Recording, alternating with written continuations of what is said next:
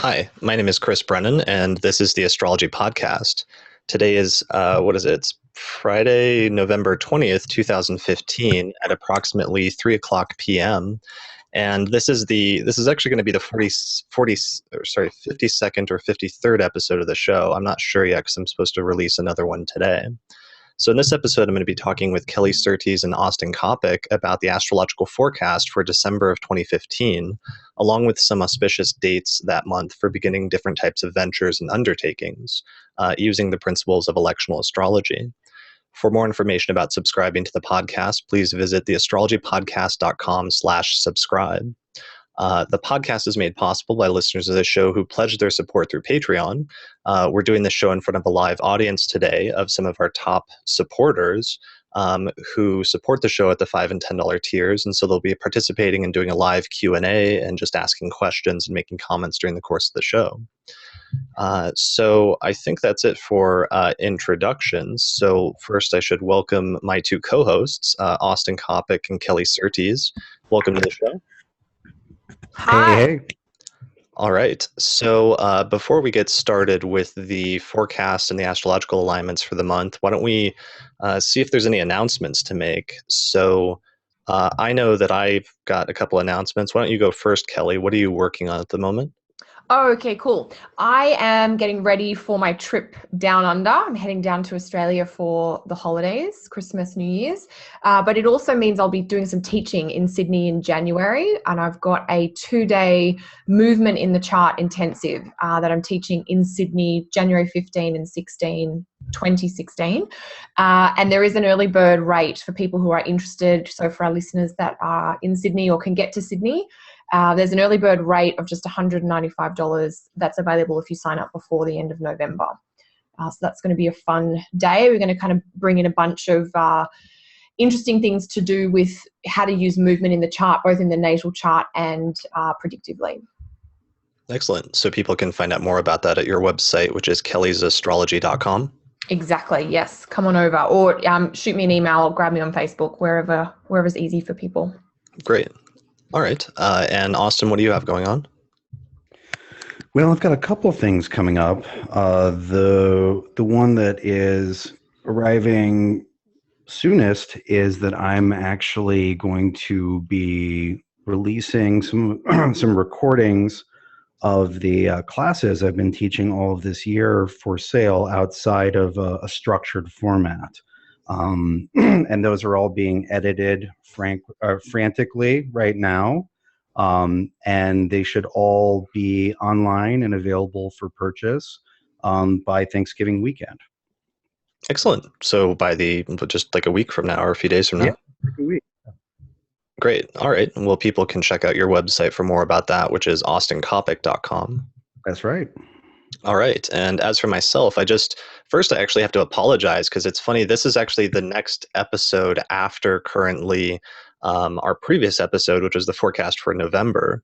So I'm running terribly behind with releasing podcast episodes this month. Although part of the reason for that is I was doing a ton of lecturing this month. And in order to balance out the episodes for this month, I'm actually going to release some of the other the lectures that I've given this month as podcasts for free.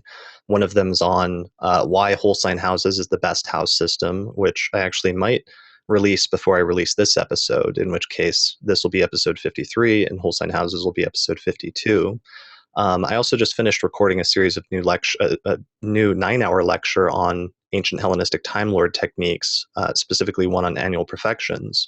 So I'm really excited about that. I've been working on it for a year, and you can find out more information about it at HellenisticaStrology.com. All right, so let's get into our topic for the month. So first, actually, instead of jumping right into the actual alignments for this month, I wanted to do a little bit of recap because there's actually been a lot of relevant astrology stories in the news lately. Especially, I've noticed a bunch of Saturn and Sagittarius type stuff, both in terms of mundane astrology, just in terms of the news, but also just in terms of, people with Saturn and Sagittarius are now full on hitting their Saturn returns. And especially some of the people that have Saturn early in that sign, it seems to be showing up very prominently very early on. So, the first one and the biggest one, of course, that we've talked about as sort of a running theme for the past few months has been, Saturn in Sagittarius and its relation to, that which is foreign and its relation to some of the things that are going on in terms of some of the immigration that's taking place in Europe and sort of around the world right now. And a lot of that seems like it's been coming to a head over the past few weeks, just in terms of the international sort of attention towards it. Does it feel like it's been that way to you guys, or is that just me? No, I think that's a pretty inarguable statement. The recent events in Paris have brought attention to the immigration crisis, even here in the United States. There was no national discourse, or there's very little national discourse about accepting Syrian refugees 3 weeks ago in the U.S. And now it's all over the Facebook and the internet. And it certainly brought it to a fevered pitch in Europe. And as you know, as I hope you guys remember, last month we talked about how the Saturn-Neptune square, with Saturn being laws and borders and Neptune being that which is amorphous, and that which often requires compassion, did a really good job of symbolically outlining the refugee crisis. And we said that we thought that the exact squares, especially this one coming up here at the end of November, would be one of the peaks of both a peak and a turning point as far as mapping the trajectory of that crisis and its resolution goes. And so here we are. Yeah. And if you listen to the Saturn and Sagittarius episode, that is one of the specific topics that we talked about, especially towards the end of that episode, about Saturn and Sagittarius potentially coinciding with. And also, I think at one point even noting that some of the things that happened in the preview phase earlier this year with Saturn initially going into Sagittarius, like the Charlie Hebdo sort of attacks or crisis, as potentially being a indication of other themes that might come up, ended up being sort of prescient as well. What do you think, Kelly, or what's your observation been lately? Yeah, the theme, I guess, that keeps coming up that is part of this is the idea of blurred boundaries or permeable borders, I guess, which is very much the Saturn in Sag kind of combination with Neptune in Pisces. And one topical thing coming out of Australia, there's definitely more happening or more discussion in the press and in the mainstream about refugees. Even in Australia, certainly here in Canada, we've had a new government elected based on a promise of allowing something like 25,000 Syrian refugees into the country. But the idea of that blurred boundaries or permeable borders, one thing that's happening in the Commonwealth countries at the moment is there is a push to make it easier for Australians, Canadians, and the British to move between the three countries without having to sort of formally apply for visas and things like that in advance. That Australia and New Zealand have this relationship where you can just travel freely. If you're an Australian citizen or a New Zealand citizen, you don't need any special paperwork to cross those borders. You can just show up with your New Zealand passport and they'll let you into Australia. So there's a discussion going on that's not so specific to refugees per se, but the idea of the permeable borders.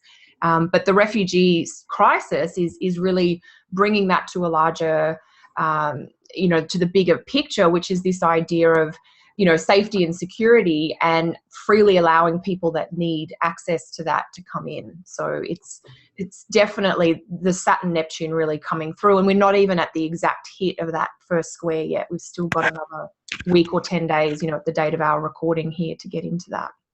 Right. And I mean, one of the things that's really interesting now in the aftermath of the Paris attacks is one of the big themes I know that modern astrologers always talk about when it comes to Saturn is the idea of Saturn indicate something that you fear. And usually it's interesting because that's framed within the context of the natal chart and like natal placements of Saturn in the houses as being areas of like anxiety or fear in some sense.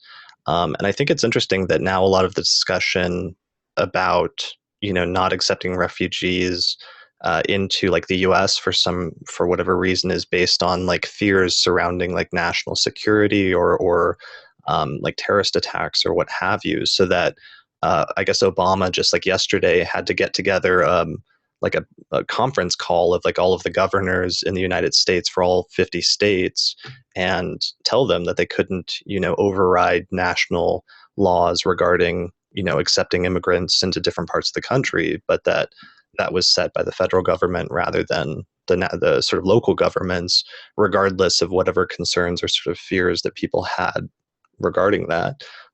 Anyway, so I just bring it up because I thought it was interesting that one of those simple keywords of Saturn is then being imported into the sort of domain of Sagittarius. Yeah. And so a lot of the discourse really is simply revolving around like fear and anxiety concerning like foreigners, essentially. Yeah, fear of foreigners. That's really the thing that's coming out. Well, and I mean, another very basic Saturn and Sagittarius key concept is it's Saturn in the sign of Jupiter, and Jupiter is the traditional ruler of religious activity, especially activity by established religions. Right. We talk about Saturn and Sag and heightened criticism of religion, and it's not just foreigners, but it is specifically the most religious foreigners and foreigners of a particular religion that the fears are anchored to. Right. So it's sort of double Saturn and Sag. Yeah. And that's been an issue like in the US where there was like some news story about or there's been different news stories about different like Islamic centers getting vandalized or different mosques getting vandalized in the US over the past week or so. And then it was actually kind of funny, but a local metaphysical bookstore here in Denver is called ISIS Books, and somebody vandalized the sign, I think, because they associated it with ISIS, the terrorist group. Yeah. So yeah, that idea of like fear, but also like a sort of reactionary sort of movement towards that is sometimes very I don't want to say like violent isn't usually the term I would go for, but it's a very sort of reactionary, sudden sort of gut reaction to that can be very stark sometimes and not necessarily very pretty. Yeah, just one quick note on that. So Saturn here we're seeing Saturn in the first decan of Sagittarius, and the vast majority of the images which are used to describe the first decan of Sagittarius show figures that are swift and armed. And so even more so than the other decans of Sagittarius, where we're dealing with something that's really quick, and then symbolically when a sign or a decan or something else is armed, it means that it's aggressive in its response to things. We've certainly seen swift armed responses. Well, yeah, even the way that Paris and the French sort of police have swiftly moved to respond or to retaliate, and there was certainly no pause there. They responded very quickly. Even here in Canada, very locally to where we live, there has been a mosque attacked as well. So it's that, I guess, reactionary component does seem to be alive and well. Sure. And I mean, it's really interesting. It's fascinating just because we did that whole Saturn and Sagittarius episode. It's the longest one I've ever recorded, but this, it's interesting seeing some of those themes just play out so literally only just a couple of months later, in terms of what we were anticipating some of the main themes would be, just understanding the basic symbolism. And speaking of like religious stuff, I also picked up on another news story within the past week where the title of the news story that was going around was thousands of Mormons are leaving the church over a new gay apostate policy, where the Mormon church, I guess, officially changed their stance or codified what their actual stance has always been in very stark terms towards sort of same-sex couples. And this has led some large groups of Mormons to like publicly resign from the church, which I thought was interesting as well in terms of some additional sort of Saturn and Sagittarius themes surrounding religions and sort of issues surrounding that. Yeah, absolutely. All right. And one other side topic that's connected with this, I don't know if you want to get into it, but it's actually a worthwhile topic, maybe more broadly speaking, just about the practice of astrology and the process of astrology. But one of the observations that you made, Austin, last week was that you had some reticence or some reservations about some of the commentary on the Paris attacks that was happening like immediately after it happened, and this sort of broader issue about how astrologers sort of process events and how they observe the world, but also how they talk about them publicly. Do you feel like that's something you want to talk about or reflect on here, since we're talking about those attacks now? Sure. I mean, I already put something out on Facebook and it spawned like 300 likes and 70 comments. So Right. the cat is out of the bag. Sure. Yeah. So I believe it was last Saturday night, which is like the day after. And on my feed, there were just, it felt like there were hundreds of astrologers going off on the Paris attacks. And my thought was, you know what? I know some people who live in Paris, right? And I know people who have friends in Paris. And if I were them and I saw that, that would not be helping, right? And so I really just had, the term I believe was, I was uncomfortable with it. I had a discomfort with it. I tried to frame my comments in personal and subjective language because that's where it's coming from, right? Mm-hmm. And I said that I'm uncomfortable with with astrologers just racing, within hours of a tragedy. And it's not just about, Paris. This is something that comes up every time there's a school shooting, et cetera, et cetera. Right. I instantly start thinking about planetary factors and talking about this with my astro homies.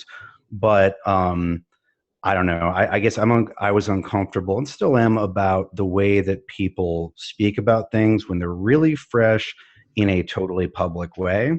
And what I said is just that I think you can do that with the tact and compassion that requires. But I don't see nearly enough astrologers taking the time to do that. And, it really got me thinking about how we've never, this is sort of a isn't the internet crazy moment where we've never, none of us are used to living in a world where we can basically hear each other's thoughts in public 24/7. Sure. Right. And there's no, I don't think there's any moral problem with you and I talking about it, or you and I, Kelly, 1 minute after it happens. But when you do things publicly, you're speaking to people who are affected by it at the same time. And then there's just a general kind of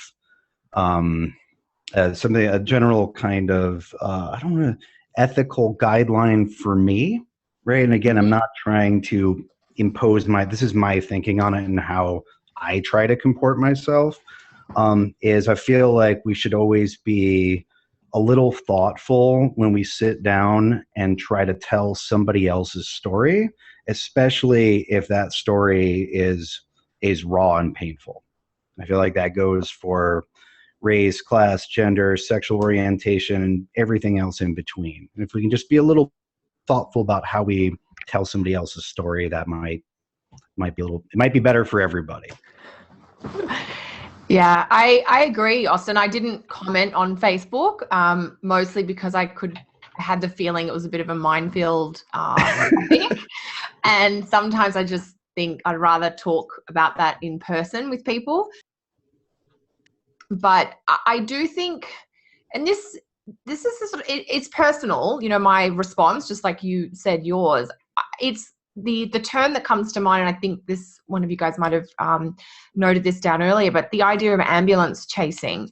I feel like it's a little bit in bad taste to jump on to something like this. I think some people are very genuine in terms of wanting to perhaps shed light on what's going on and using the astrological symbolisms to do so. Mm-hmm. And I think that some people are a little bit more targeted around, things like, maybe this is just me being paranoid, or suspicious, but that idea of, search engine, this is a buzz topic, it's trending, let's get something out there with my name on it that's associated with this. Right. And on the one hand, I can't fault the business sort of side of that. But when it is a still unfolding tragedy, I do think that a little bit of perhaps caution or reflection, particularly as you're saying, Austin, in the public sphere, I think Mhm. perhaps those conversations, you might want to flesh them out a little bit with people behind closed doors that maybe you trust or that, is in that inner circle. I find it a little bit off-putting, and it sort of turns me off social media when we are in some of those difficult scenarios, because I don't know that it's helpful. I don't know that it's helpful to hear that kind of stuff in the thick of it. Right. So that reminds me, I just want to jump in with two things. So one was, bad taste is really exactly how I was feeling. And some people felt like I was laying down a moral blanket statement and dictating the law to them, which is absolutely not where I'm at. It's just like, it makes me uncomfortable. It leaves a bad taste in my mouth, and let's leave it at that. You're not going to, people certainly shouldn't be worried about pleasing me or No. leaving, Yeah. and then, another part of that that I kind of unpacked through the discussion for myself was that there's also this sort of, oh, I predicted that. Oh, That Right. people, and it's like, I've written an almanac for years, and sometimes what I say is creepily close to what happens, but it's not a prediction, right? Like, there's a lot of like, well, I said today would be terrible, and look, it was terrible. It's like that's not a prediction. And it is also, I think, a disservice to astrology when astrologers claim to have predicted things that they only loosely rhymed with. yeah. So And that is also bound up in it. Yeah, and I think that idea of the disservice, that's probably what I have a response to, which is the idea that I'm not sure that this is serving people, and I'm not sure that this is serving astrology to have, because I think there are certainly, and you guys know, there are amazing techniques that are fairly involved and complex that allow people to predict with a high level of accuracy, times of turmoil and trials and tribulation for countries as much as for people. And I think to sort of throw things together in the heat of the moment does a bit of a disservice to the work that there are some specialized sort of mundane astrologers out there that are doing, that is very thoughtful and very considered. That comes out in the wash, weeks and months later. It's like, yeah, that's right. This was, where it's more than just a rhyme with it, where somebody was more targeted and picked a location and a time frame.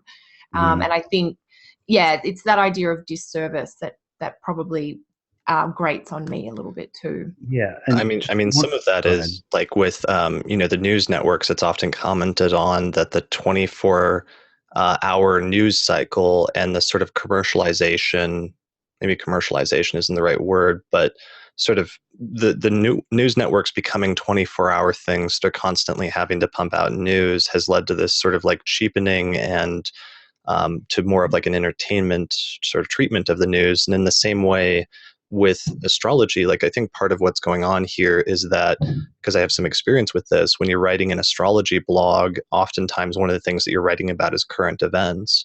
And so there's lots of different current events, like somebody got elected president or prime minister, or some major event happened, some movie star got into a new movie, or some movie became really popular or bombed or something like that. And astrologers are constantly writing about those events on a daily basis in these blogs. And then sometimes something really big happens, and there is this question about how soon to cover it and whether you should cover it and what you should say. And that's sort of where the gray area is a little bit, because on the one hand, I definitely sympathize with what Austin's saying, because there's something about it that sometimes feel like it's in poor taste when you definitely see people, because when you're writing an astrology blog, you're trying to write about current events, because if you write the article first before anyone else does, you'll draw in a ton of traffic of people that are searching for that keyword to see what the astrologers are saying about it. And so astrologers get in the habit of doing that, but then as a result of that, they also end up sort of chasing after more, difficult or tragic stories as well. And there's something a little unsettling about that. But one of the things that makes this an interesting topic is just, where do you draw the line? Because it's such a gray area of, at what point or how long should you wait, or at what point does a story become too much of a tragedy versus more of a current event that it becomes distasteful? As part of the discussion. So I have maybe a rule of thumb that I'm going to be trying to use, because this has been really helpful, it's been really helpful for me to put some thoughts out there and to get so much feedback.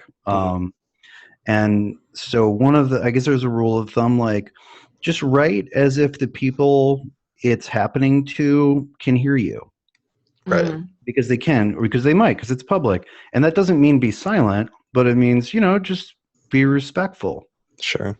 And I don't feel like being respectful is too much to ask of astrologers. Astrology itself is ridiculously hard. It's much harder than just being respectful. So I think we could probably, if there's a rule of thumb, that one's not too draconian.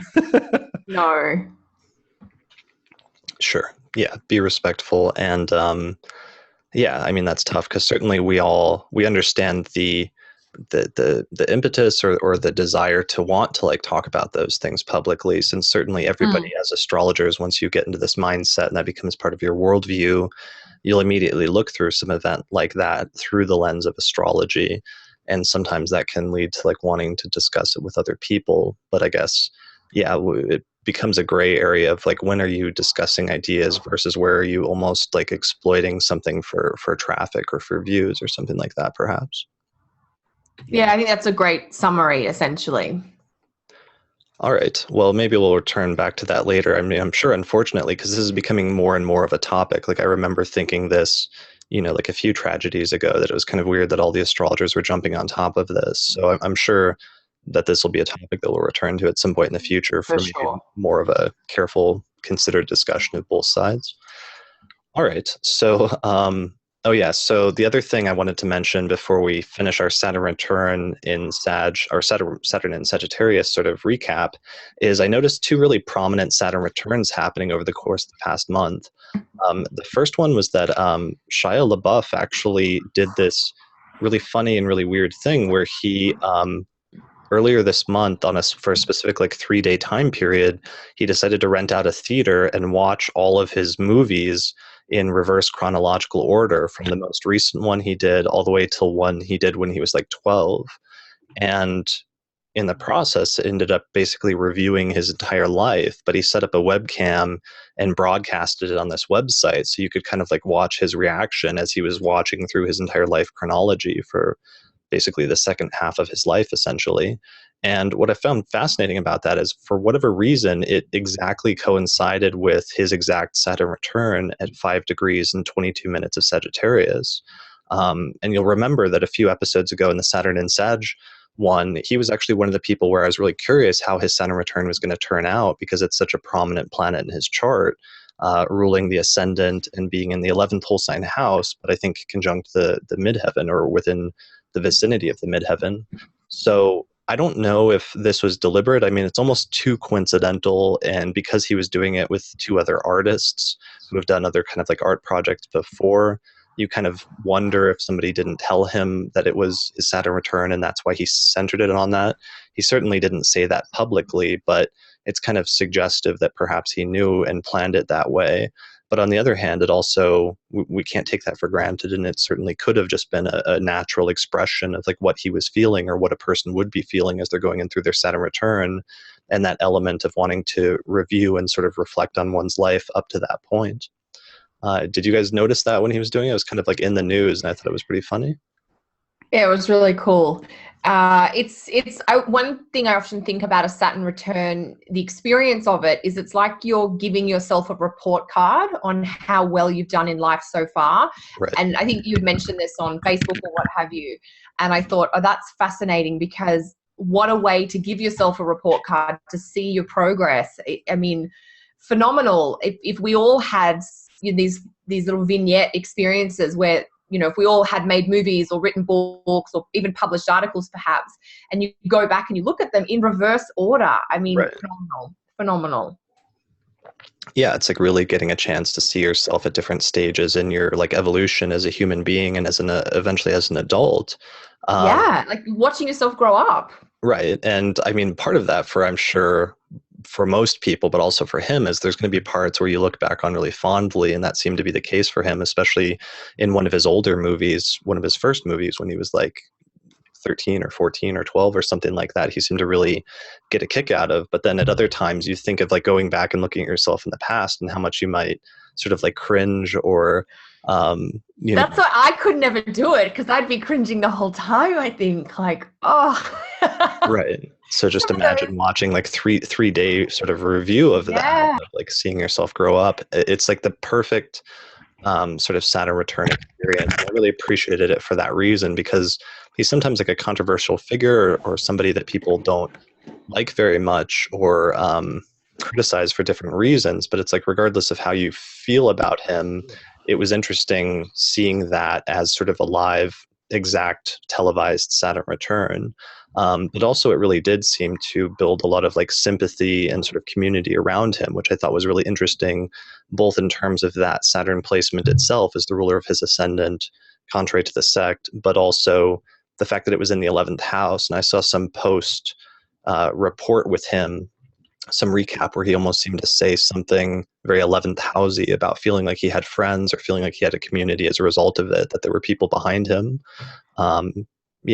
It was a really good, like Joe's saying, it was a really good, perfect sort of 11th house Saturn moment. Saturn. Yeah, for sure. Yeah. So, did you see that, Austin, or do you think that was the first televised Saturn return? I mean, I'm sure many have been televised unofficially. Sure, like accidentally. Yeah, I actually missed that. I've had a very busy last couple of weeks. Right. Had a few other things going on, Austin. Right. I got married and was exhausted and stuff. But yeah, no, I missed that. I did see one of our other news items that we wanted to discuss. That's Saturn and Sagittarius. And so I'd really like to talk about that. But whenever you're ready, Shia LaBeouf's break. Go. Do it. Is this the MMA fighting business? Yeah, we were going to talk about Ronda Rousey. If you guys are you guys done with Shia LaBeouf? Yeah, I kind of Shia LaBeouf. So. Oh, you're not a fan? No. Okay, yeah, and well, that's what's so funny to me about it is like he's one of those people that has Saturn as the malefic that's contrary to the sect, ruling the ascendant, and so it's like there is this like sense that a lot of people have where for various reasons they like don't like him, or there's something about him that they don't like, even though you don't know him personally. It's just whatever his persona is. And I think that's such a fascinating manifestation of that, and seeing that happened. But one of the things that was weird about the exact Saturn return is you almost had a weird inversion of that at the return, and I'm actually not fully sure why that was, because he actually got really good press and coverage from this and seemed to have a lot of positive feelings around it. It was not like a negative Saturn return experience necessarily, I don't think, from what I can tell. We'll see. Yeah, so he's still got a couple of years to go. I mean, he's got to get through the rest of Sagittarius. This was just sort of a high point, or one of the most pivotal moments, but we'll see what's happened. So let's go on to your more favorable Saturn return story, which is Ronda Rousey. Well, I don't know if this is favorable. Well, yeah, one of your more favorite celebrities. So in a surprise upset, Ronda Rousey, who was like the top champion female MMA fighter, and who's become just like this not just celebrity, but like somebody who was very prominent and very well thought of over the past year. Like it's been interesting. So really, she blew up during Venus's retrograde through Leo.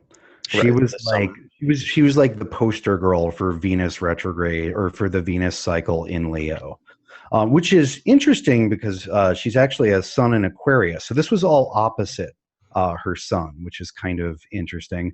Anyway, she got a ton of press. She was up until last Saturday night undefeated in her professional MMA career.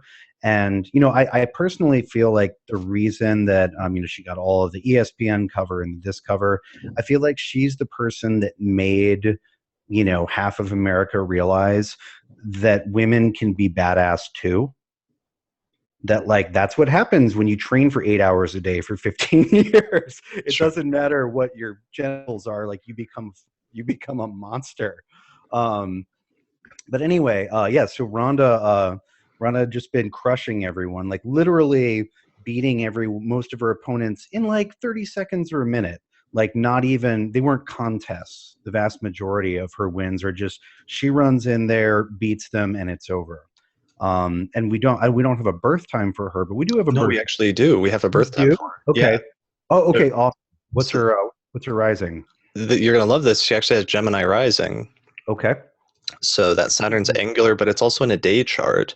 So I love this. Hold on. So that means she has Mars in Aries conjunct the North Node in the 11th. In We the want to 11th. talk about out of sect malefics in the 11th. So the 11th is your audience. 11th is where everybody can see you, and everybody sees her just steamrolling people, right?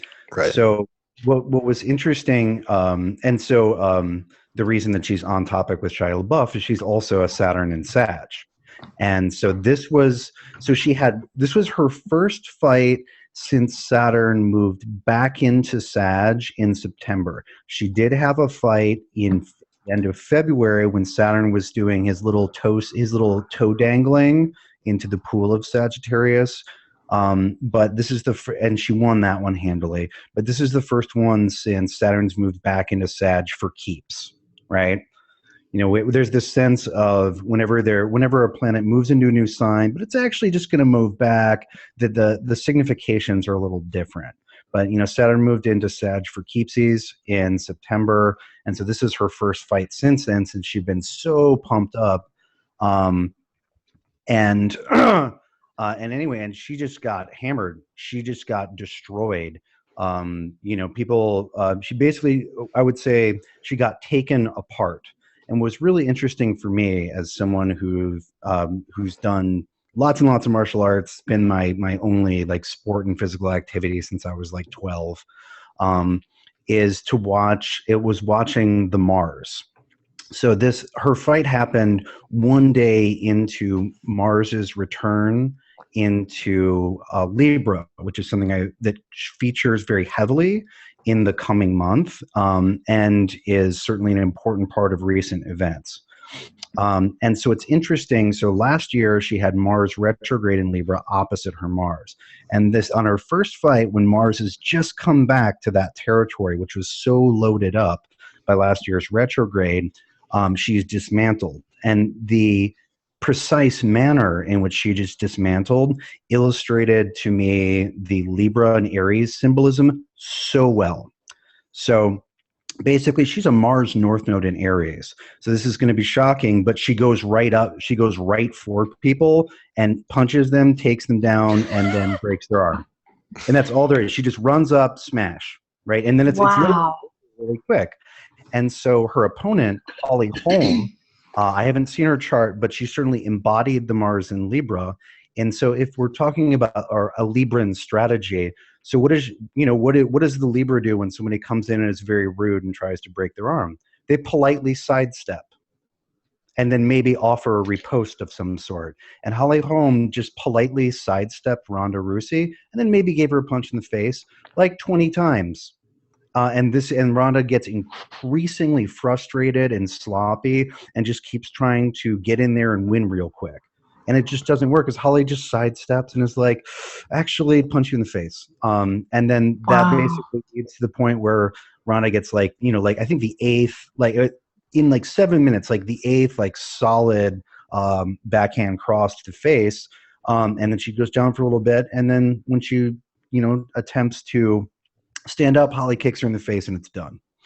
And so just seeing the Libra Aries thing, it was like, the direct versus the polite manner of dealing with conflict. Wow. Definitely.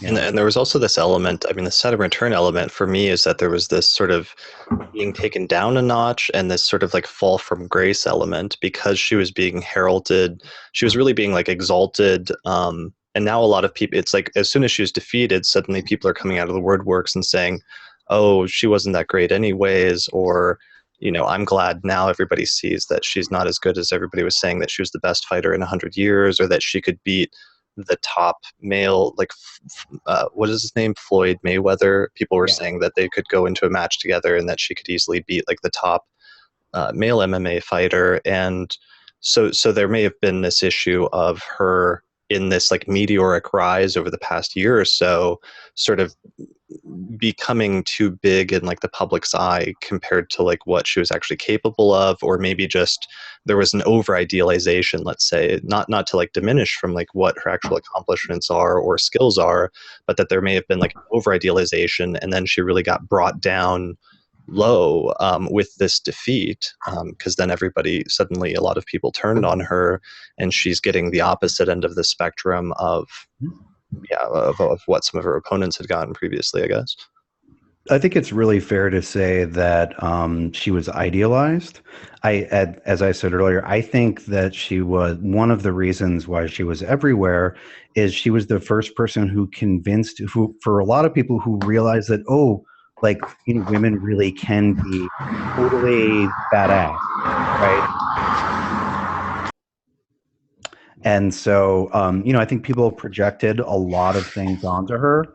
And when you get a ton of stuff projected onto you, then it's only partially about you, and it's not up to you when that bubble pops. But she's literally an Olympic world-class athlete, and she'll be fine. Well, what's next is talking about the rematch, and that's actually really interesting when the actual, this is supposed to be a AA time or an A time on Astro Data Bank. So if this chart is true, then she actually has a day chart, and she hasn't hit the exact Saturn return yet. But, if she had a night chart, I would think maybe she's going to have more problems here in the future. But since this is a day chart, like oftentimes day chart people will have the thing that comes in that knocks them down a peg, but then they have to then exert a bunch of effort to like overcome it, and eventually they're able to, and they're successful.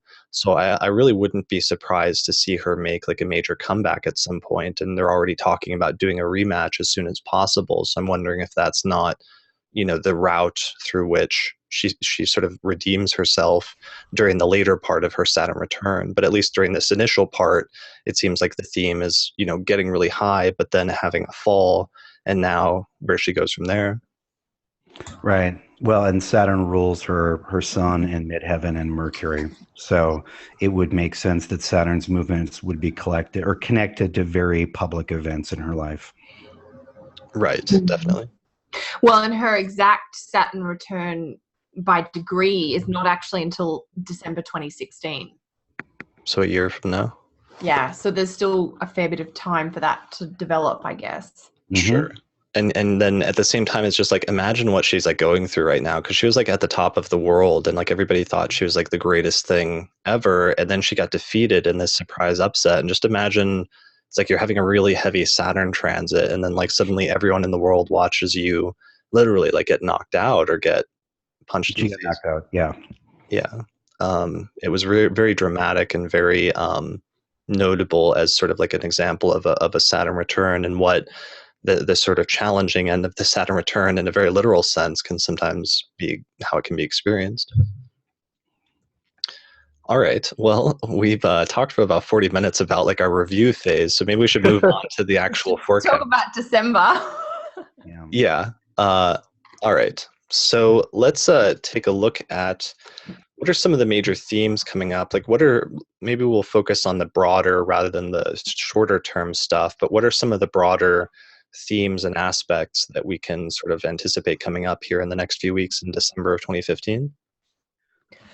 Well, go ahead, Kelly. I was just going to say the word that came to mind when I was reading over all of our prep notes was like a flashback month in one way, which is the Uranus-Pluto kind of just coming back a little bit and being triggered by Mars and Mercury.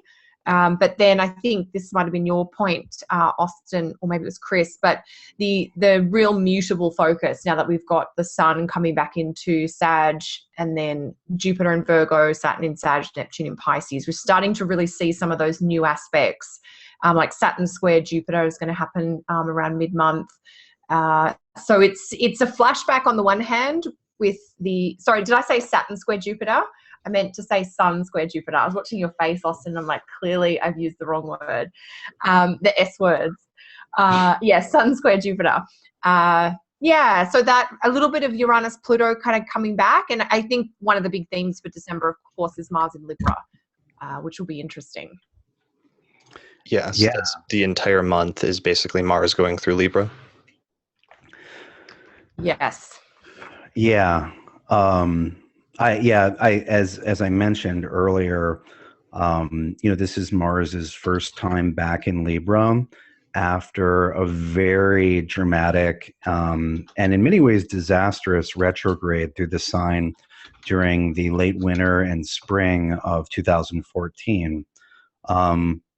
Just for a point of reference, as to the nature of the events that happened last time we had this big Mars in Libra with the retrograde, the day of the retrograde station was when Russia annexed the Crimea, which led to all sorts of not very awesome things happening for lots of people.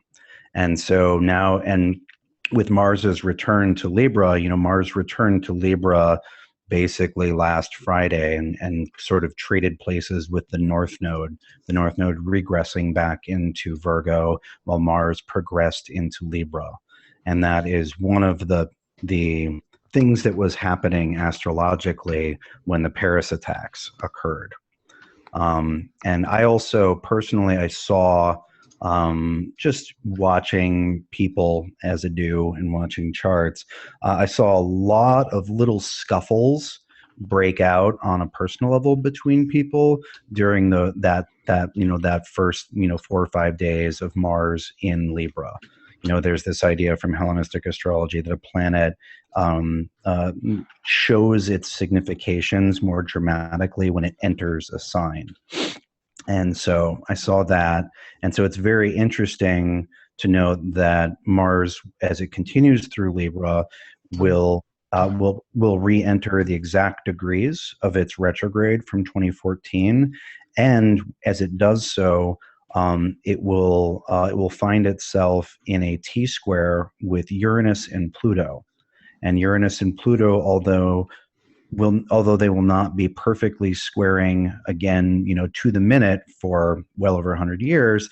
Well, never mind. They won't be. It's not 100 years. They won't not be this month. There won't be the waxing square like this for over 100 years. But anyway, they're not going to be perfectly square again. But this December is about as close as they're ever going to get. It's going to be like 2.5 degrees. And you'll have Mars opposing Uranus and squaring Pluto, which should be challenging. Let me give the dates so our listeners have them, Austin. We've got December 6th and 7th, so Sunday, Monday, Mars square Pluto, and then Mars opposite Uranus, December 10 and 11. So 10th if you're in Canada and the US, be the 11th if you're down in Australia or in the Southern Hemisphere. So interesting is your word for that, Austin. It's worth paying attention to. So, the thing about, let's see I don't know if I want to delineate this. Okay. It's so just a bit unpredictable, a bit of a roller coaster. Yeah. Well, the thing is, if there's like an instability, if there's a deep instability in some relationship or area of life, there's a high chance of things blowing up around that time. It's, like Mars Uranus aspects, especially hard aspects, are very volatile in and of themselves. And when you have Pluto putting pressure on these things, you get these sort of explosions coming from a hidden place, right? Pluto does that. Pluto likes to push things down so that they pop up twice as much. And so it sort of pressurizes and brings this sort of volcanic symbolism into play. And so doesn't mean everything's going to explode all at once.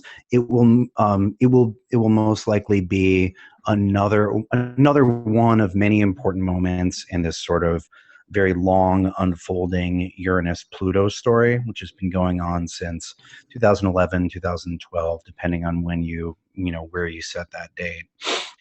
And then on a personal level, like if you have planets that are in the middle of cardinal signs, you might need to keep your cool. It's certainly not a calming configuration. It doesn't last that long, but it's, it can make for, it can shorten fuses considerably. And on a personal level, when we have things like this, sometimes it's just people maybe talking about things that need to get talked about, but in a way that is not, in a way that is much more destructive than it needs to be. Sometimes you have the fight that you need to have, but you did it in a way that you really wish you could have talked about it any other way.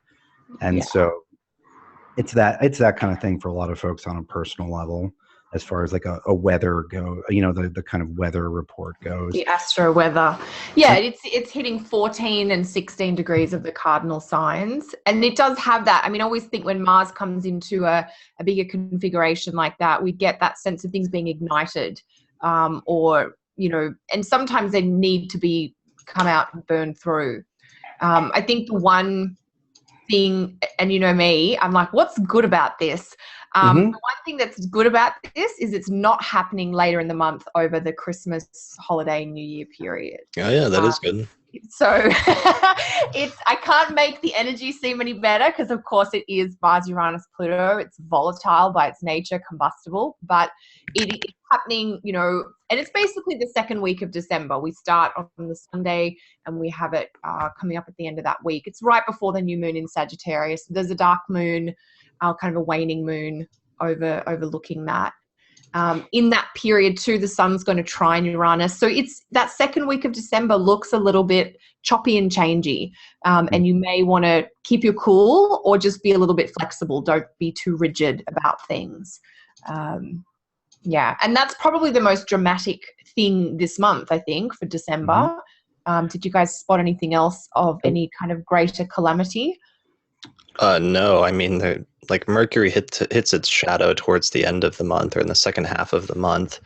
That's not any huge calamity, I don't think. But so one thing that we should mention regarding Mercury is that because Mercury is going to be getting ready for an early January retrograde, it means that he is just flying through signs during December, right? He he makes it basically through the second half of Sag and then almost all of Capricorn. So he does, what does he do? He does something like 45 degrees of movement or something in December. It's like a day? No, 40 like. Beg your pardon, 45 degrees through the zodiac. You're right. December 1st, Mercury is at 15 Sag, and December 31st, we're at 28 Cap. So absolutely, we're covering a sign and a half. Right. And so, with that, when a planet is moving very fast, that means that affairs which are connected to that planet move very fast. Right. So it's, like conversations and ideas, like the mind speeds way ahead. And some of those things will need to be returned to. And some of it, especially for the first part, for the first, nearly couple weeks, first 3 weeks almost. Yeah. It hits the shadow around the solstice. It's just stuff that it's just ideas. It's just things that need to be done, and then you move on. You're not coming back to them. But there's a rapidity of pace when a planet is moving that quickly, and because Mercury has a faster fast and a slower slow than a lot of the planets, you see that really pronounced. One of the things I noticed, and that's why I actually mentioned that as the thing after the Mars, Uranus, Pluto T-square, is that Mercury, when it retrogrades, it'll station retrograde in early January at 0 Aquarius, then it'll retrograde back, and it stations direct at 14 Capricorn. So that's actually right around all those critical degrees with the cardinal sign. Oh yeah, good point. So that means that Mercury's shadow actually begins in like mid-December once it hits about 14 degrees of Capricorn. Yeah, it stations direct on Pluto. Yeah. So which December 19. And it stations retrograde square Mars in Scorpio. But that's January. Yeah. We that's can a ignore teaser that. for next month. Right. Nice. Yeah, so it is hitting off that T-square a little bit. All right. Well, that's fun. So that's Mercury. So people that have Mercury activated this year, or people who that's hitting a prominent part of their chart, might be especially sort of sensitive to that retrograde and that shadow that's coming up. Yeah. Yeah, and one more thing to note about Mercury, because, again, that last third of the month will be Mercury preparing for his retrograde. Mhm. And so that retrograde, which we'll be preparing for at the end of this year, is going to be is announcing a new set of Mercury retrogrades, which are going to take place primarily in Earth signs. They've been in air signs all this year, and while this next one is going to station retrograde in an air sign, Aquarius, it's only going to do that in the first degree. Almost the entire thing is going to be in Capricorn, and our next year is going to be all Mercury retrograde in Earth signs. So that's a triplicity shift that's worth noting. That's really interesting. Yeah, it's fascinating when you look at the annual shifts that we do typically see Mercury retrograde. A couple of years ago, it was Mercury retrograde through the water signs. And so each water sign, one of the things that's interesting around that is that Mercury spends so much time in a sign when it's retrograde. Starting, for example, around December 10th, Mercury goes into Capricorn, and other than just a couple of days when it dips into Aquarius early in January, Mercury is in Capricorn until the middle of February. So we really get this emphasis of the symbolism or the combination of the sign and the planet. So thinking of, for listeners who will already, I'm sure, have an understanding of Mercury and Earth signs, that's a big theme for 2016. But we're really starting that now. We're starting Mercury in Capricorn, and that's pretty much our Mercury vibe for the next couple of months.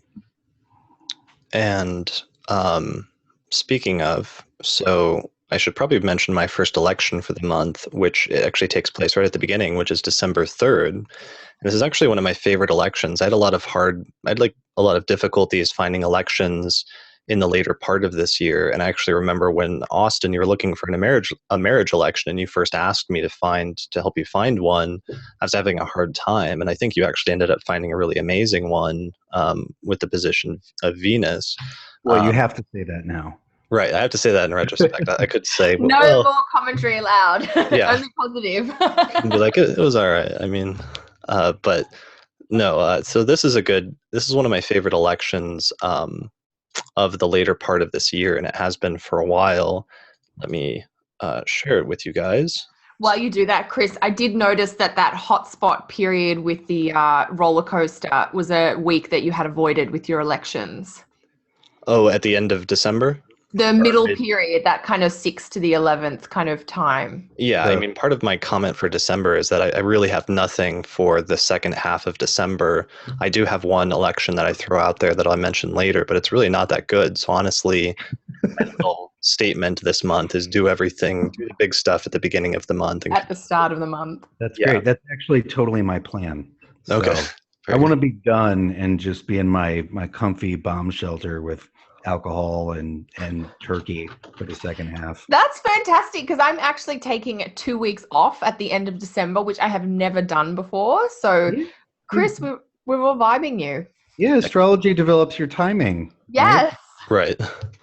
So let's see what you guys think about the election first. So this is my first election, and it's one of my favorite ones of the month. So it has Gemini rising, and it has a lineup of 3 planets in Sagittarius in the 7th whole sign house. So the ruler of the ascendant is Mercury, which is located in Sagittarius in the 7th house. And Mercury is actually applying to a square with Jupiter in Virgo in the 4th whole sign house, but each planet is in the other's domicile. So Mercury is in Sagittarius and Jupiter is in Virgo, and they're applying to a close degree-based aspect within a couple of degrees. So this is actually a true case of a mutual reception. Right. So some astrologers might not look on this favorably because the 2 planets are in the signs of their detriment or their exile. But I actually think that being in a mutual reception like this, especially in a day chart where Jupiter is more positive and otherwise making them angular and generally well placed, is a sufficient sort of mitigation so that it strengthens their condition and makes them worth using rather than something to avoid, especially compared to what else you could use or what else is available. So that's sort of the focal point of the election. Then you layer on top of that the moon is in Virgo in the fourth whole sign house, and it's applying to conjunction with Jupiter. So you've got a nice little moon Jupiter conjunction in the fourth. We do have Saturn in the seventh, but as long as you make this a day chart, I don't think that's going to be a huge impediment.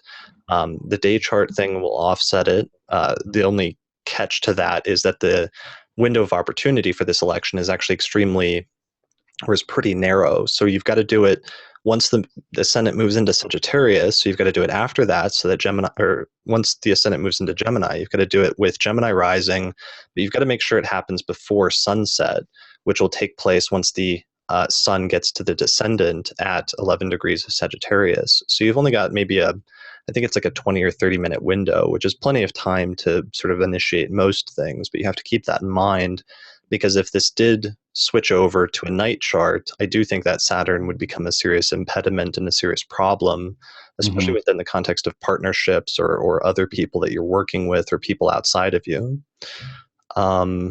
It's also notable that Jupiter is in a superior sign-based square with reception over Saturn, which I think is another mitigating condition that's not just helpful for Saturn and offsetting that placement, but also for all three of the Sagittarius planets. We've also got Venus in Libra, still barely in its own sign in the fifth whole sign house. Mars is also in the fifth, which is a little bit problematic for fifth house matters, but ultimately Venus being in decent shape, I think, balances it out. So that's the chart. It's probably primarily good for seventh house and fourth house things. It's very much focused on the seventh and the fourth, and the rulers of those signs are relatively well placed and interacting relatively favorably with each other. Even though they're applying through square, the fact that they're in mutual reception makes it a very constructive, very useful square rather than a more difficult or tenuous one.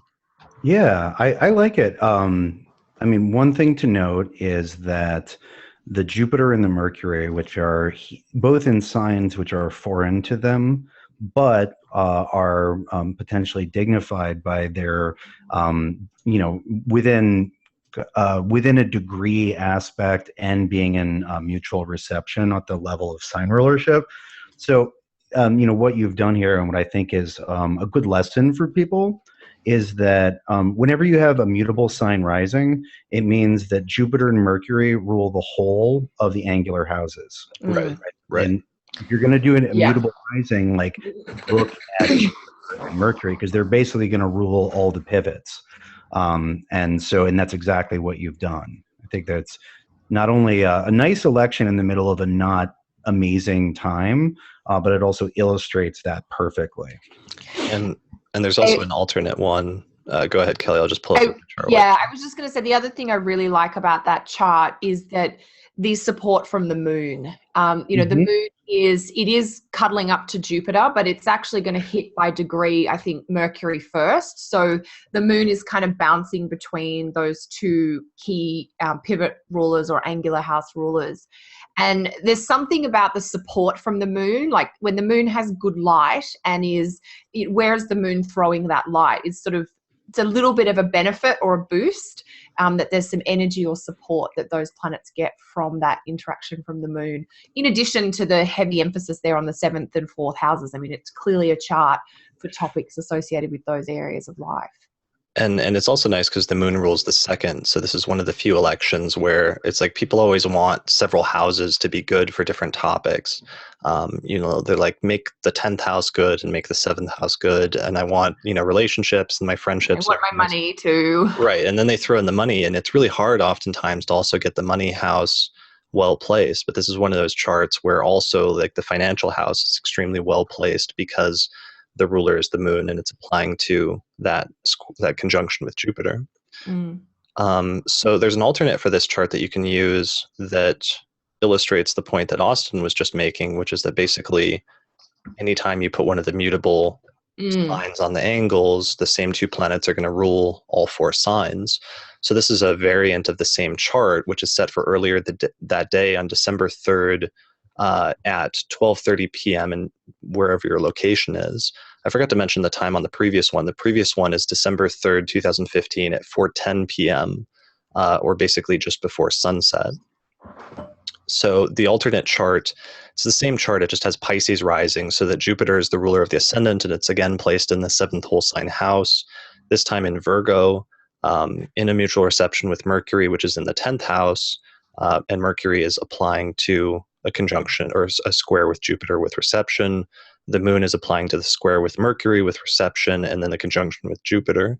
So again, it's the ruler of the ascendant in the 7th. So again, it's a very like partnership or relationship oriented election, but this one's a little bit more focused on 10th house matters pertaining to career than the other one. The only thing I don't like about it as much as the other one, and the reason why I recommend the 4-10 chart over this one typically for most things, is that the financial sector of this chart, if that's important in your election, is not as well placed because it has Aries on the cusp of the 2nd house, and it's ruled by Mars in a day chart in the 8th, which is otherwise not really terribly well placed.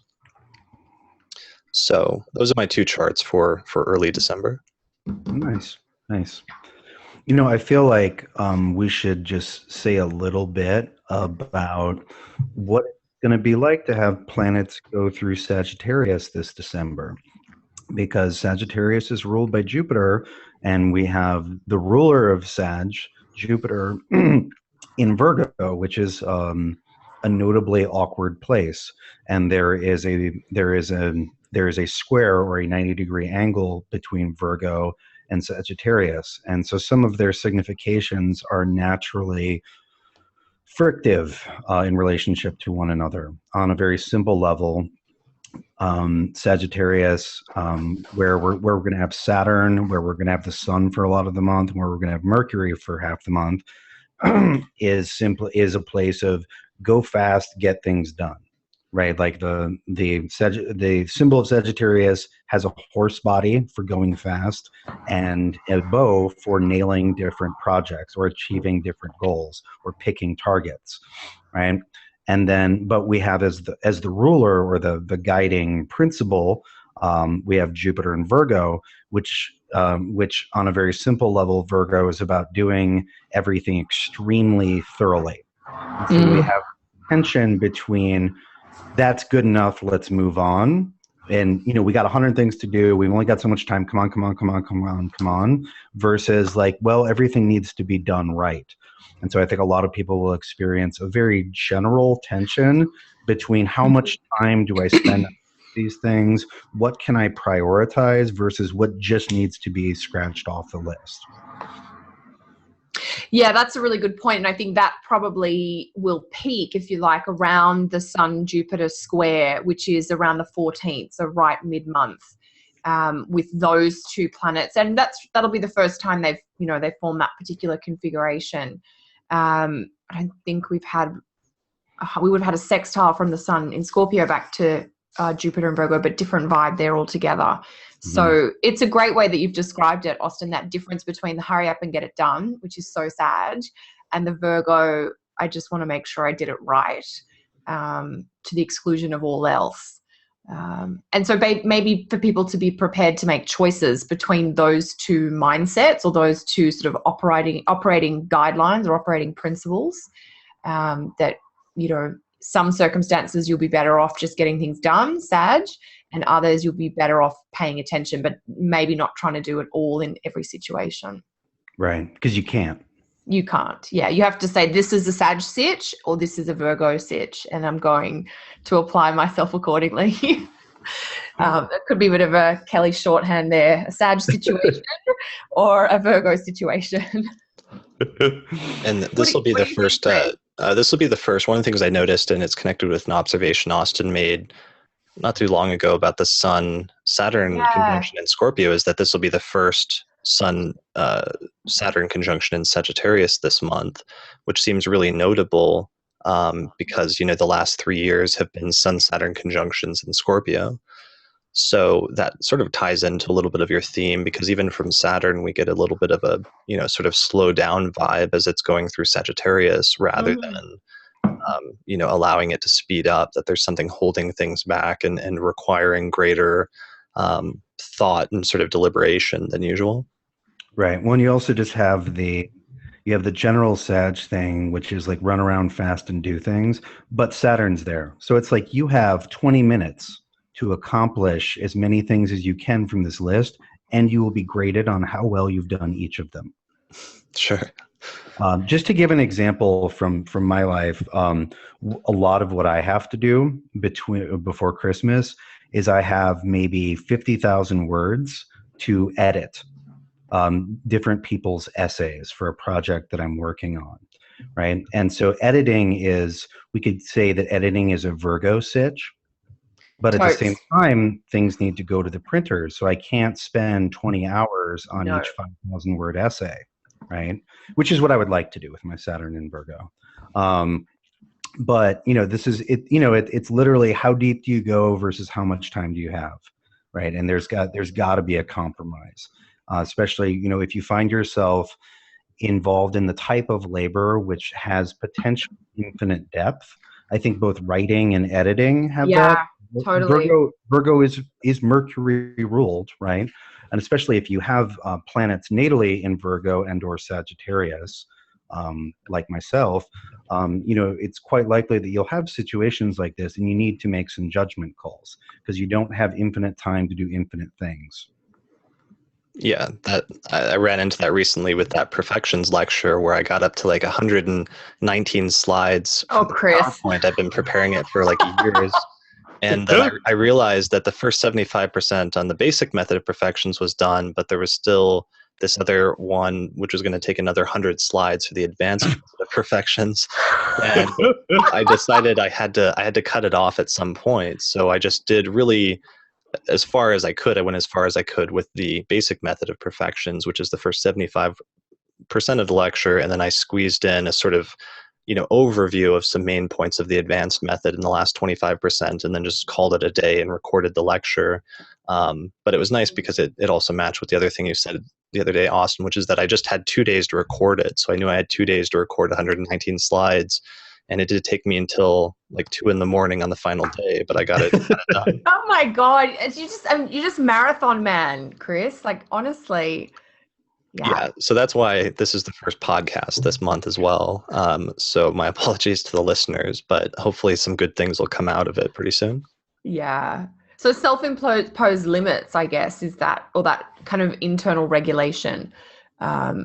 And that's, I think, Austin, I totally relate to the editing, writing side of things. And Chris, the presentation, anytime we're giving a lecture at a conference or in an online platform, you want to tell everything, but you're naturally bound by the 75-minute amount of time that you have, which invokes a sense of, well, I can't do everything. And so limits are not bad. I think that's one thing that the Saturn in Sag, it's really about how we relate to Saturn, I think, is the idea that limits can be helpful and they can give you guidelines and they can give you a sense of containment. So rather than rile against them, do what you can within them, essentially.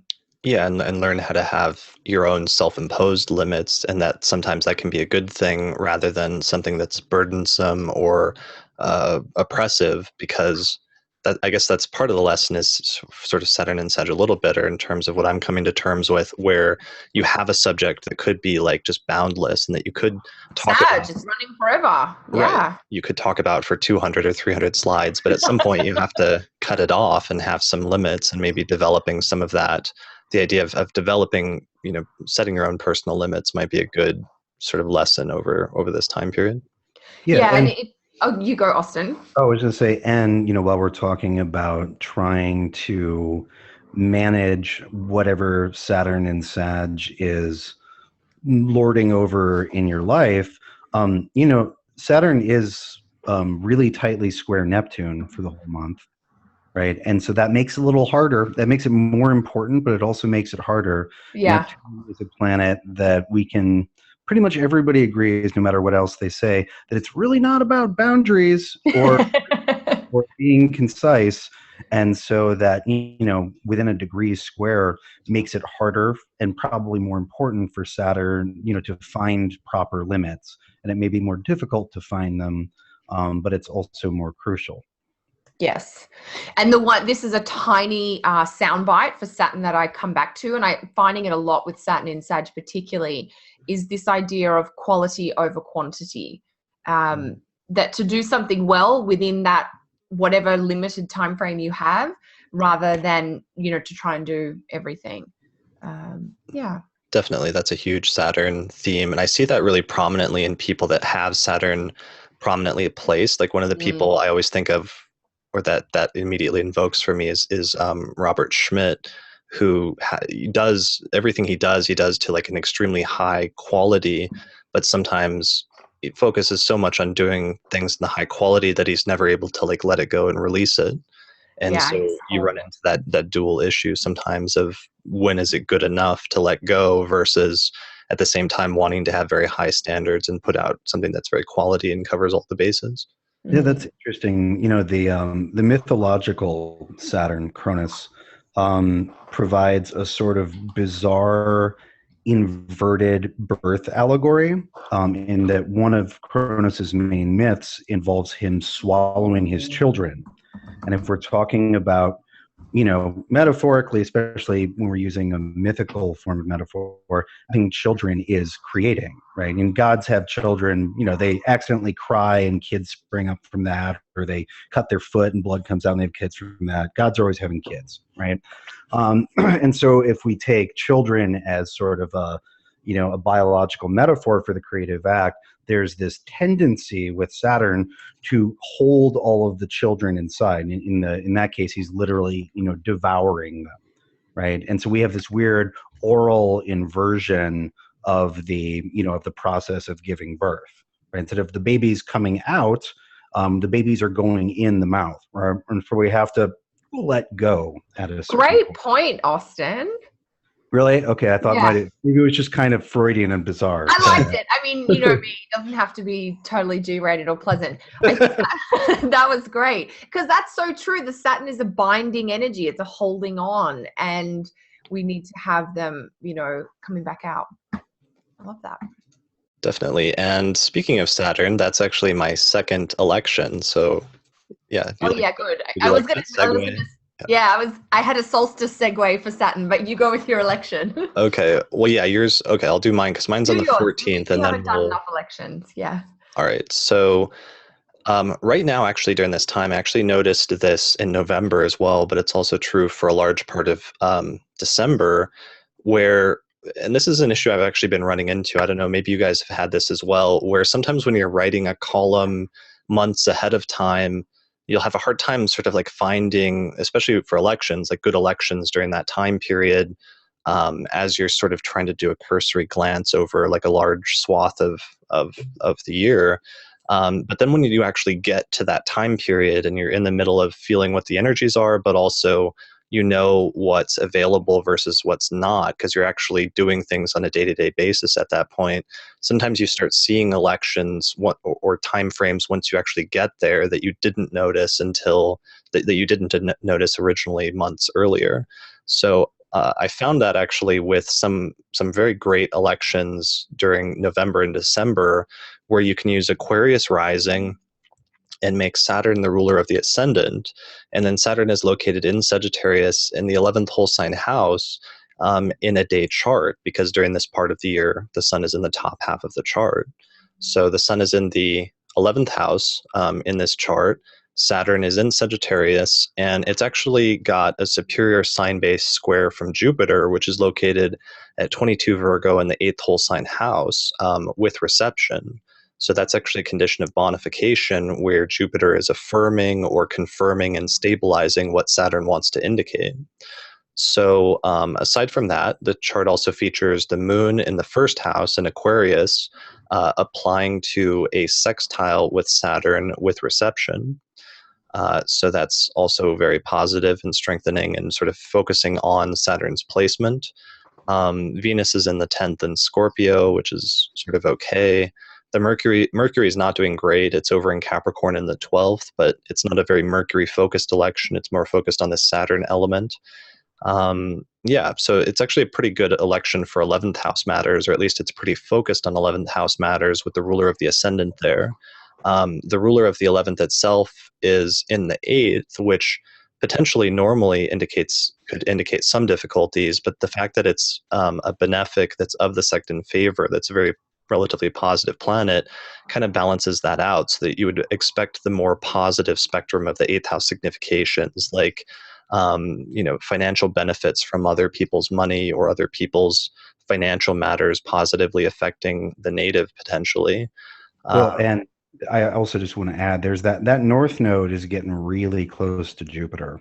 And if we do the north node as an intensifier of whatever it touches, which is one of the sort of traditional schools of thought, that's a lot of extra juice for Jupiter and Virgo, which Jupiter and Virgo might need.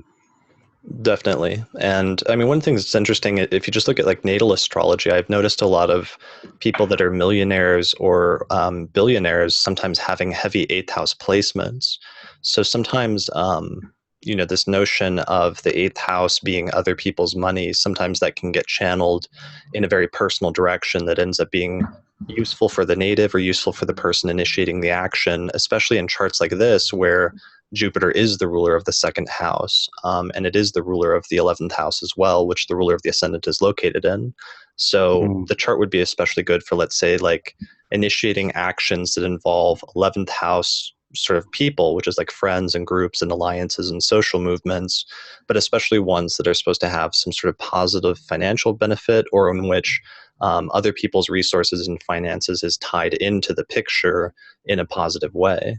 That would be the most specific thing you could probably use this for. But in terms of other things, it's just a good general electional chart as well, as long as you're not doing something more ninth housey. I do think one of the shortcomings of this election is you start getting into the thick of the Mars-Uranus-Pluto square, and Mars being in a day chart in the ninth whole sign house is potentially a bit problematic for some ninth house matters. Mm-hmm. Yeah, so that's my other good chart, or good electional chart for this month. There's just during this time, other Aquarius rising charts that you could use that I would recommend taking advantage of, because we're not going to have those actually once we get to most of next year, because at that point, if you do Aquarius rising, the sun is going to be below the horizon. So you would end up with Saturn contrary to the sect in a night chart, which generally you want to try to avoid for electional purposes. All right. So yeah, and then there's one other election later in the month, but it's really not one that I actually recommend very much. It's just sort of usable. If you have to. Yeah, and that's December 21st, which is connected to what our next segment will be. But December 21st at 11:30 in the morning. I forgot to say actually that the previous chart, just to clarify, on December 14th was at 9:55 in the morning with early Aquarius rising. So the December 21st chart is at 11:30 in the morning with mid-Pisces rising, Jupiter ruling the ascendant placed in the 7th. The Sun and Saturn are in Sagittarius in the 10th. The Moon is in Taurus, exalted in the 3rd, and applying to a somewhat wide trine with Jupiter. But the downside is that Mercury is really closely tied in with conjunction with Pluto and a square with Uranus, and it's going to then be applying to a square with Mars. So Mercury... It's actually applying to a sextile with Venus. Okay, well that's a good little offsetting sort of factor then. Yeah, that'll be the first one. Right, but otherwise still in kind of a tension-based thing. So while this would be an acceptable election, it's at least... not got Mercury in a very favorable condition, so there could be some problems with communication or messaging or other things. Okay, so yeah, do you want to talk about the solstice, Kelly? Well, I just thought since we're astrologers, we probably should mention the solstice, but then since we live in the Western world in the 21st century, we also need to talk about Christmas. So yeah, the solstice, just that it's happening, of course, that it's that big turning point of the sun. I looked at, I think it's the 21st here in Canada and the US, and I wanted to give the date for Australia for our listeners down there. It's the 21st in Australia, so it'll be early morning here in North America on the 21st, and in the evening in Australia. So it might be like 4:45 in the morning, Chris. It looks like it switches over in the evening. Oh, maybe Yep, I at least beg your pardon, I'm doing Eastern, so it might okay. it might be like late on the 20th. Oh, I hang mean, on. as long as I have this right and I'm not messing something Hang up on, with what the have I animate done? chart feature, it looks Oh shit! I've got the solstice date for 2016. So okay. go gods. I'll just adjust that for Sydney. Oh my god, what a gong show. Okay, So it looks like it's just it'll be before the 10 p.m. Yeah. Mountain Time, at least December 21st. Too funny. We like to give people a heads up, but that's probably a little bit too much. Yeah, I've got just before 3 p.m. on the 22nd for 2015 in Australia. So it's, and that, I think the segue from Saturn there is that that's really the big shift into, the sun in Capricorn, just tones things down a little bit from all the rah-rah Sagittarius. We'll already have Mercury in Capricorn. Just kind of invites a little bit more of that yin or introspective, the softer energy. And then there's a prelude. Of course, we do have a big full moon in Cancer on December 25th. I'm pretty sure that's in all the major time zones. So I thought that was an interesting pairing of astrological event, full moon in Cancer, with Christmas Day, which is not necessarily everybody's celebrating it, but a lot of people are obviously going to be doing family stuff under this very sensitive and emotional family full moon. I don't know. Yeah, what do you guys think? I think Uranus stations direct on that day. Yes, that's exactly right. You had mentioned that. So it's sort of it's energetically alive day in addition to it being a culturally significant date, I guess. Mm-hmm. And it's always interesting when we get stuff that happens around that Christmas period, because everybody seems to be running a little bit more sensitively, or things are a little bit more heightened. So you run a station plus a full moon. I don't know. Do we come back to the outbursts or release kind of thing? Yeah, I mean, because even Mercury is getting up there to the square with Mars at that point. It's at 22 Capricorn and Mars is at 24 Libra. So it's really shifting a lot of the focus back to the cardinal signs, as if, you thought you got away from the cardinal square or the cardinal pileup of T-square planets over the past decade, but then some other planets come in and sort of reconnect to those in a way that's kind of tense. Totally. Yeah, what I do like about it is that Uranus stationing direct. So whenever a planet stations, it's thought to provide very clear events and experiences of the nature of that planet. And Uranus in Aries has been a big fan of breaking old patterns or existing structures in the interest of personal sovereignty, or the sovereignty or freedom of a particular demographic, right?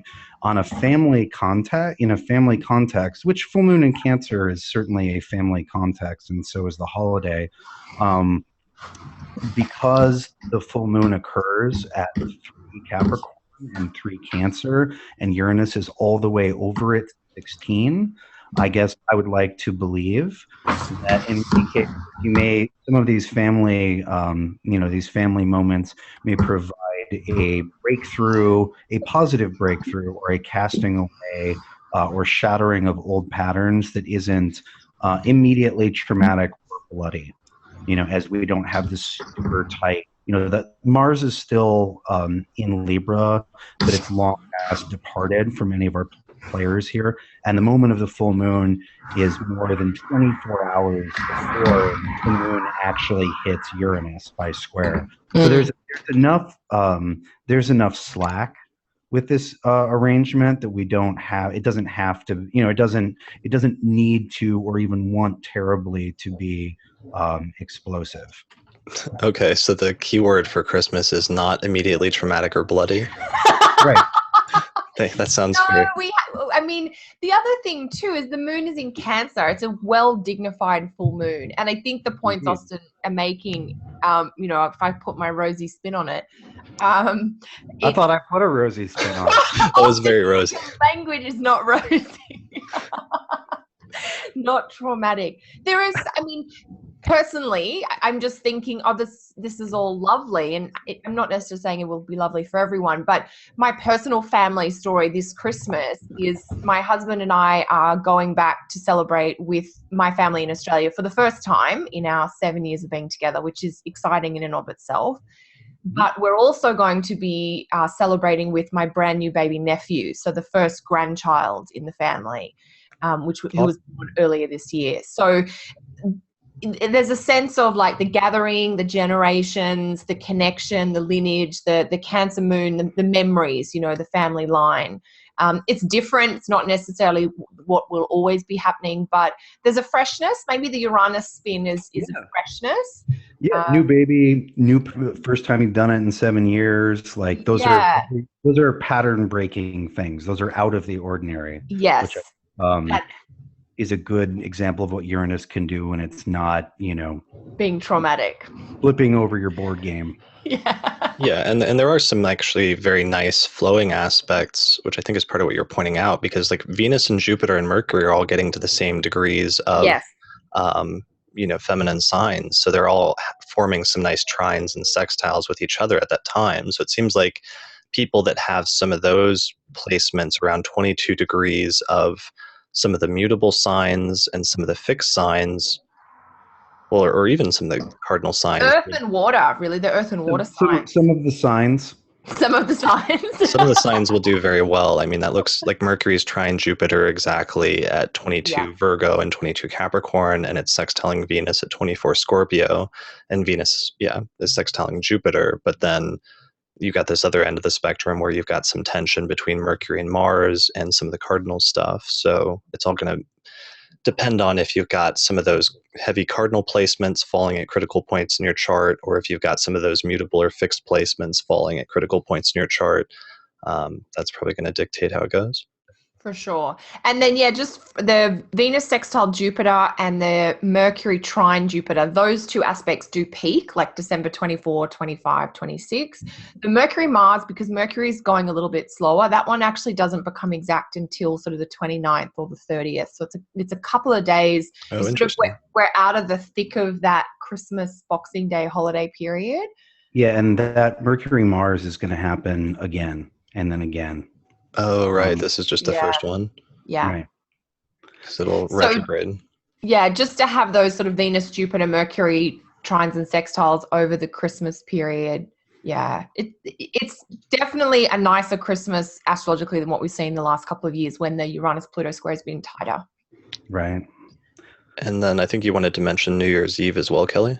I just didn't know. I mean, that's a question people often ask, online and stuff, is what's the astrology like of New Year's Eve and will it be good for a party? And I think this year the big standout is Moon Jupiter, essentially, which not necessarily on the night of New Year's Eve. I think it'll probably peak on the afternoon. The people down in Australia actually will probably get it, and it will be visible actually, so it'll be beautiful.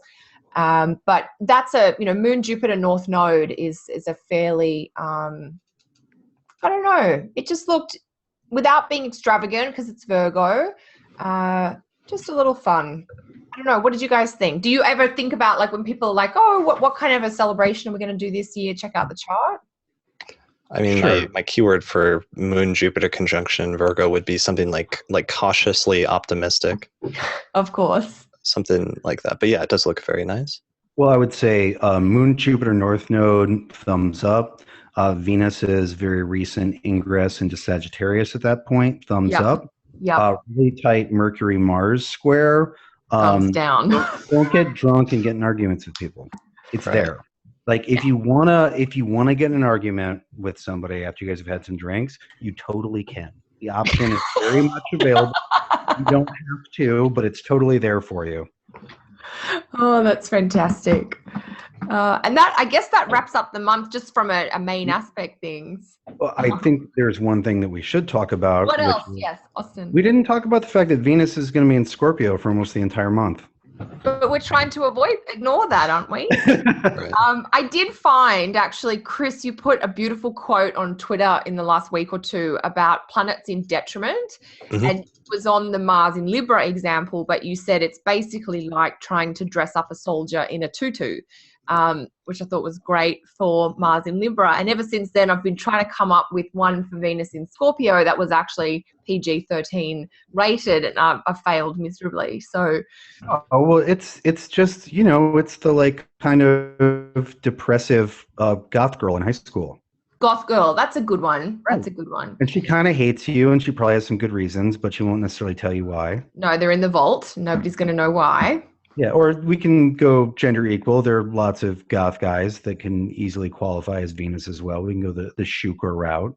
But like, you know, I think Venus in Scorpio is interesting because it's one of these detriments where we have a planet that's in its triplicity dignity. Right? Yeah. Like Venus has triplicity dignity in every water sign. Do Venus and water make sense? Yes, they do. Can you feel things and enjoy things when Venus is in water sign? Absolutely. Totes. Yeah. However, there's this special disadvantage when Venus is in Scorpio that we take into account in addition to that, not instead of that, right? So Venus isn't like, you know, Venus is capable of relating, or capable of doing business because she has triplicity dignity in Scorpio. But there's this detriment. And so the detriment I see as what I see every year, both in people's lives as well as my own, is that there's a tendency for that very awake and capable sort of capacity for feeling to get sucked down into feeling negative things, into dwelling on like what I don't like about this person.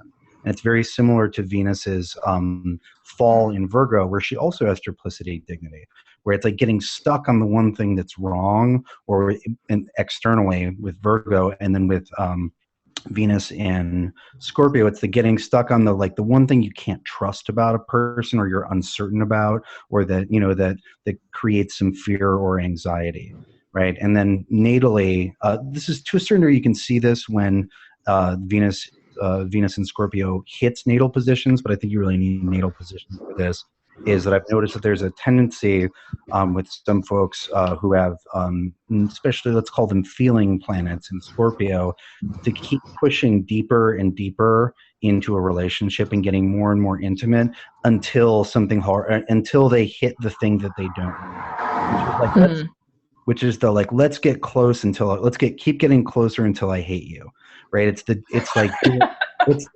like digging deeper and deeper and deeper, and like finding all sorts of interesting stuff until you hit like a power line. And you know, there's a, you know, the remedy for that is just to like remember that if you do that with anybody, you're eventually going to find something you don't like, and to not get stuck on that if you don't have to. There's Venus sextiling Pluto right about December 17th, which might be a good, you know, thing in terms of what you're talking about, or good window for that in terms of digging deeper and finding things. Yeah, well, and if you're going to do a sort of relentless drilling, like just know that you will find something you don't like if you're dealing with another human being, and that, you know, you both need to have within, you know, the parameters of your relationship, the space to work through those things. But if you don't have that kind of relationship with someone, like don't keep pushing closer and closer, because you're just going to hit a power line or something gross, like a, you know, buried body or something. Metaphorically speaking. Right. Yeah. And then it looks like later in the month, as we said before, around December 24th, Venus completes the sextile with Jupiter. So there's some positive sort of flowing things coming out of that Venus placement in Scorpio at that time, which seems pretty nice. Yeah. Yeah, we should do a show at some point, because I was just thinking about that, like the clothing analogy of planets in different signs as being like to make analogies for the planets. I mean, it would probably be really helpful for people that are learning and getting their head around it. Right, definitely. Yeah, I mean, you guys were talking about, what was your example of Venus in Scorpio again? It was the goth girl.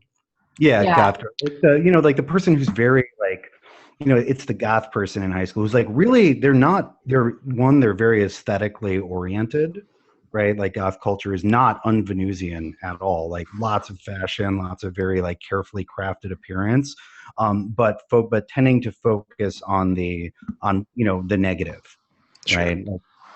I think of myself when I was like a 15-year-old Marilyn Manson fan. Oh gosh, Hating Austin. everybody. The other two I can think of for Venus and Scorpio, just right off the top of my head. One would be the dominatrix.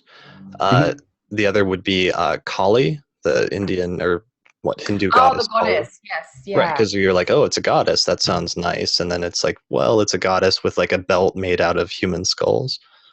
Yeah. Yeah. Well, I think Kali is a little too big a figure. Kali is, especially Maha Kali, is thought to be sort of the womb out of which everything emerges and returns to. So that might be a little, the symbolism I think of is you have to really condense that in a way that's not very accurate if you want to just describe one Venus position.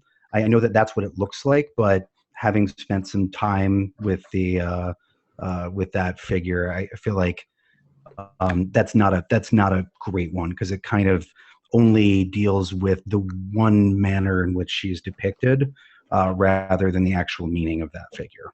Yeah, I mean, well, my analogy of like Mars and a tutu is not exactly the most nuanced sort of analogy in drawing out the potential, multivalent meanings of.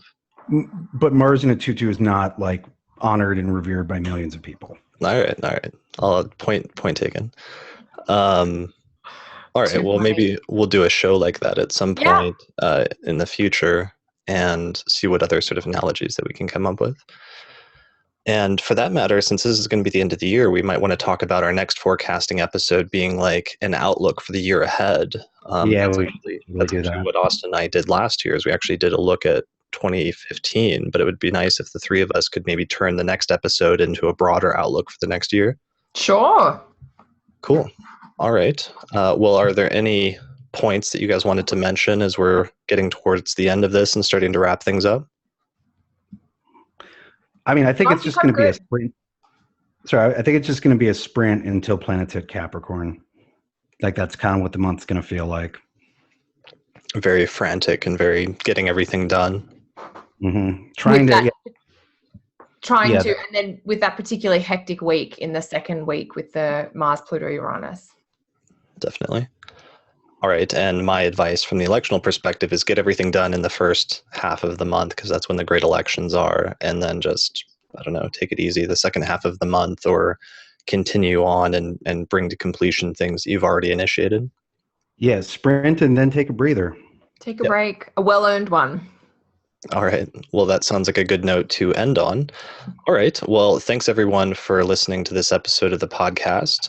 If you want to find out any more information about our guests, our co-hosts, what are your websites again, guys? AustinCoppock.com, and that's Austin, COPPOCK.com.